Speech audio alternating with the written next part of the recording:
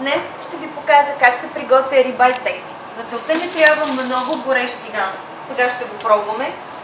Готов, зехтин, щипка за обръщане на стейка, вилица, лъжица за маслото, мащерка в този случай, въпреки че много обичам да го правя с розмарин, масло, стейк, който предварително само сме поръсили с черен пипер и подправка кайенски пипер.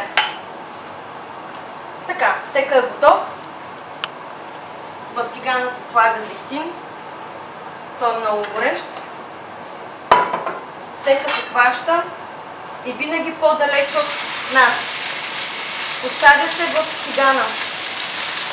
Започваме да запечатваме стейка от всичките му страни, за да постигнете идеалния medium rare стейк. Не трябва да е повече от 2 минути на всяка страна. За ъглите, т.е. за тези страни, ще ви покажа, за тяхната му част ще ви покажа как ще стане в самия тиган без много усилие.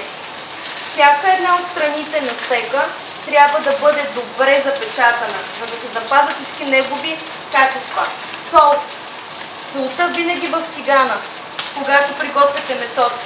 Не бива да го осолявате предварително. Ето в момента ще ви покажа какво ще направим с солта. По този начин всички сосове и сокове ще се запазят в самия стейк. Не пипаме, той е далеч от нас, за да не ни пръска. Както виждате, нищо не гори в момента. Ето така, съвсем спокойно може да се запечатате долната част на стейка. Не трябва да будем стейка с никакви прибори, вилици или други вилици за барбекю, защото ще излязат соковете му.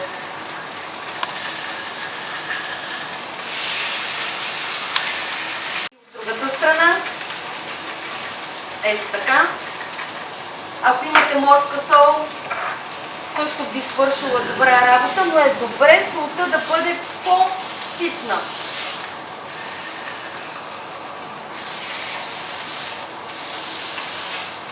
Всичките си страни намаляме котлона.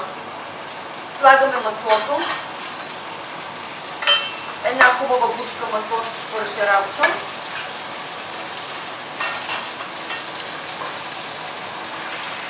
С помощта на лъжица ще си ароматизираме и същевременно ще си направим по-крехък нашия стейк. Ето, нищо не пуши в момента, нищо. Виждате. Идеално е. Идеален. Тъй като в България повечето хора предпочитат стейка по-добре изпечен, аз ще ви покажа един стейк, който е медиум към добре изпечен. Така. Маслото вече си е пуснало, мащерката си е пуснала своите аромати, маслото се разтапя. Както виждате, всичко върви добре. За да обърнете отново и връщате стейка, може да ароматизирате. Чесън също може да се сложи цяла скилитка, да се начука отгоре, да се натърка върху стейка. Това е въпрос на вашия избор. В момента го правя изцяло само с мащерка и масло. Стейкът е готов. Ще се сложи тук, за да почине.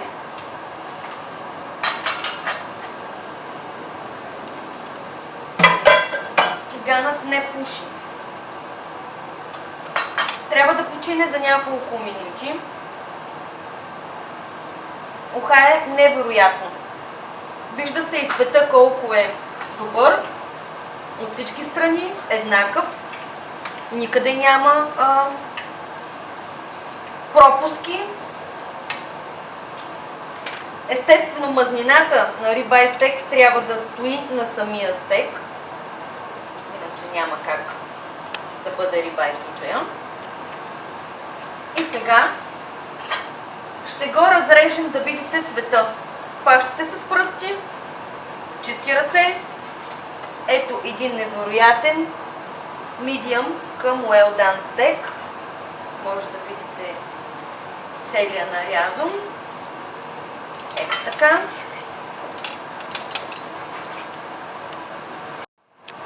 Добре. Сега ще разгледаме всички парчета едно по едно. Ето вижте, този цвят търсихме. Навсякъде еднакъв, равномерен, дори в най-тънката си част той ще е същия. Виждате го. Аз дори ще се опитам едно парченце. Невероятен. Топи се в устата. Прекрасен вкус, изчистен. Стейка е добър. Това е Black Angus стейк рибай. Така че може да бъде директно в чинията. Това е нашия туториал за днес. Може да си го направите от дома по всяко време. Отнема 6 до 7 минути максимум време и се получава нещо уникално. От тук насетне ваше желанието и креативността да го поднесете в чиния. По принцип този стек се сервира цял в чинията, но ако искате да направите по-добра презентация, може да го направите и разрязан. Да го разрежете на филийки и да го вкусите, да речем, с един хубав редуциран red wine сос, който ще се направите с един прекрасен телешки бульон.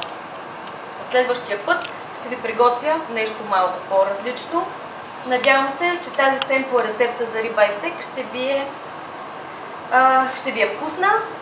Опитайте я и може да се включите в нашия YouTube канал Мотенита БГ.